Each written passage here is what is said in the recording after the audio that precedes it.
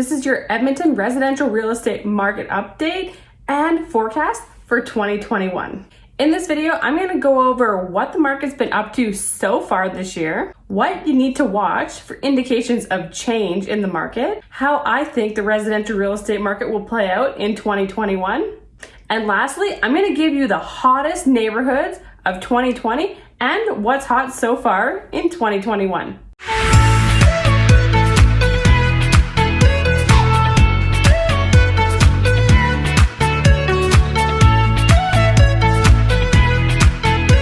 Wow, this market in Edmonton is so segmented.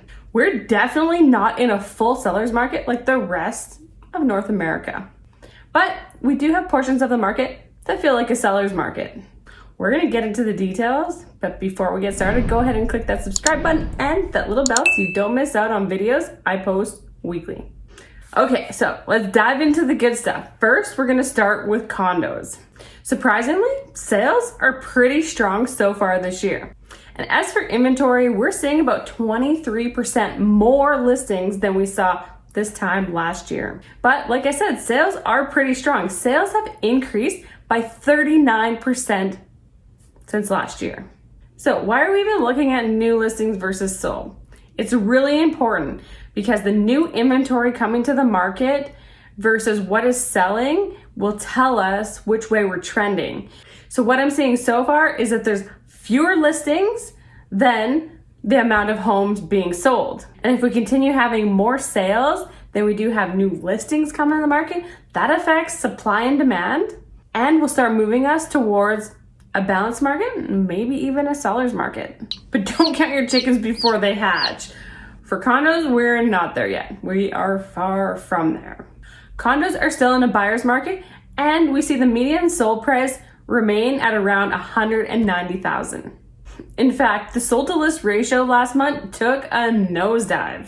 What this tells me is that sellers were trying to test the market to improve sale prices. But that test failed to move the needle on the median sold prices. So that's what's happening in the condo market. I'm going to tell you what I think is going to happen the rest of the year in a little bit. But first, let's go over single family homes. Sales for single family homes are very strong. When we look at inventory, we see that there's 5% less new listings coming to the market than there was this time last year.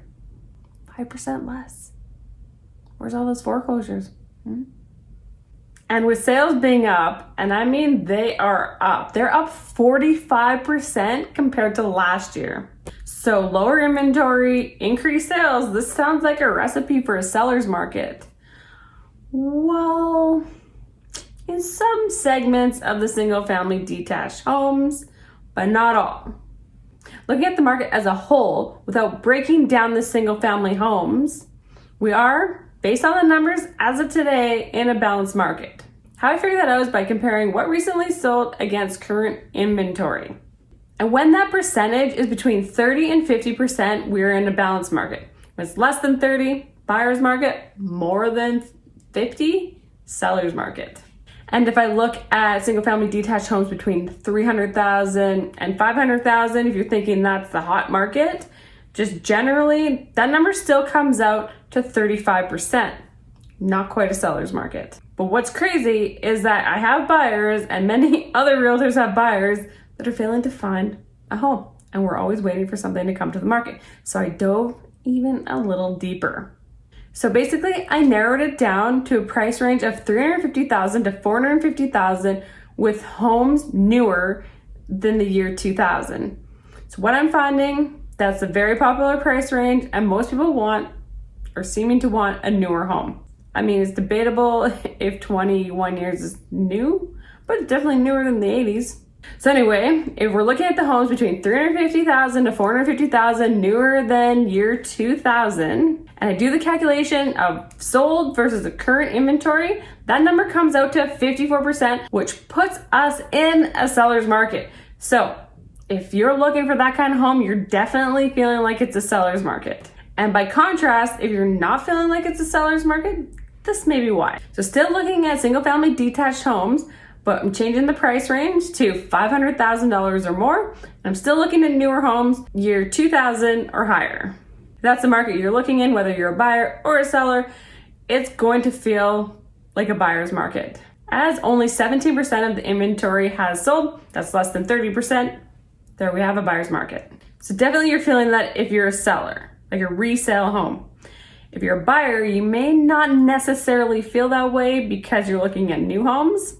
The data I have is only for resale homes, but I know with my experience of working with new homes, there's very limited inventory these days, even when you're at the $500,000 price range. The new builds is also competing with the resale, so it also pushes the resale homes down.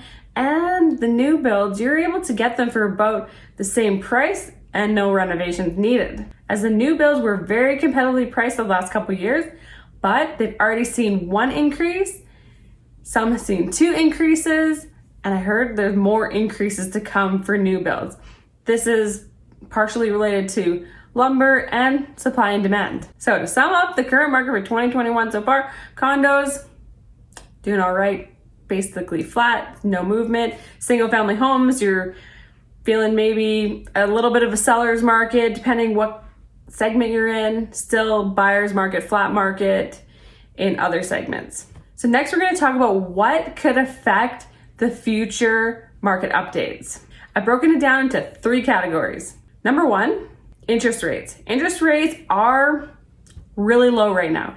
If those should change, it may take some buyers out of the market. Number 2, employment. If unemployment expands beyond the service sector, we could also see less demand because there'd be fewer people in the market. Fortunately or unfortunately, the economists say this recession is actually a service sector recession. And if you're not in the service sector, they've actually seen growth during the recession. This is also why home prices and demand really hasn't been affected by the recession, because typically people in the service sector aren't the home buyers. And thirdly, inventory levels.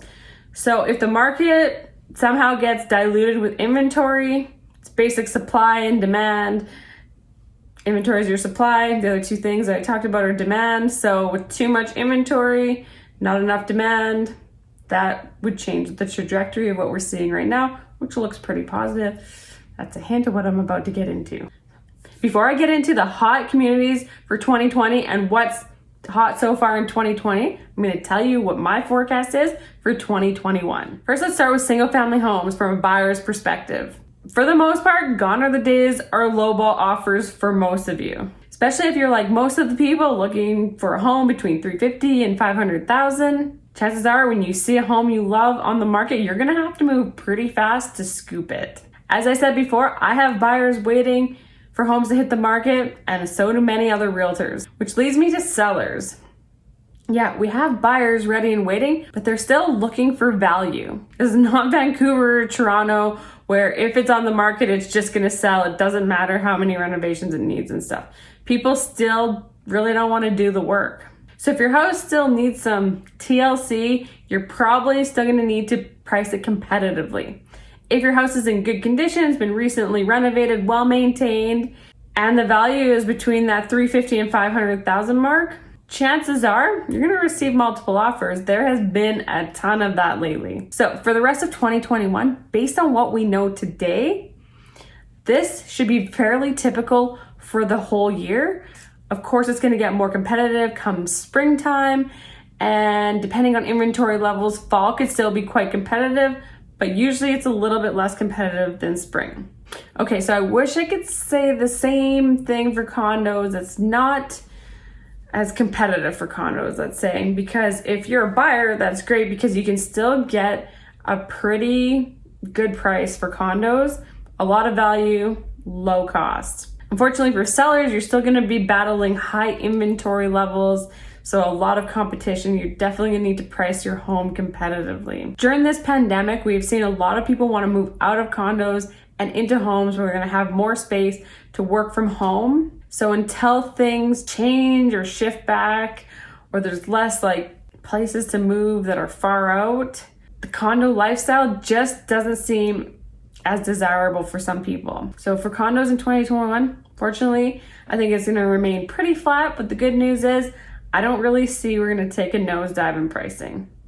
Okay, and now for the 3 hottest communities for 2020. I'm gonna start with number 3, Summerside. Number 2, Windermere. And number 1 was Chappelle. They're all pretty close, but those are your top 3 most desirable communities to live in Edmonton for 2020. I wanted to see if anything's starting to change in 2021, so I looked it up. And for January, here are your top 3 communities. We'll start with number 3. Windermere has moved down the list, takes the 3rd spot. Chappelle has moved from number 1 to number 2. And Summerside is leading the pack. All the information I provided you in this video today was for the city of Edmonton. If you're looking for this same kind of information, but maybe you're in a rural community, in a county, Parkland County, Strathcona County, Sturgeon County, or in one of the small cities that surround the city of Edmonton, I can provide the same information for you. Just reach out to me and I'd be happy to do so. 2021 is still gonna be quite different than what we're used to, but it's gonna be an interesting one. Subscribe to my channel so you can see how it unfolds with my monthly market updates and other videos I post weekly. Thanks for watching, and I'll see you on my next one. Bye.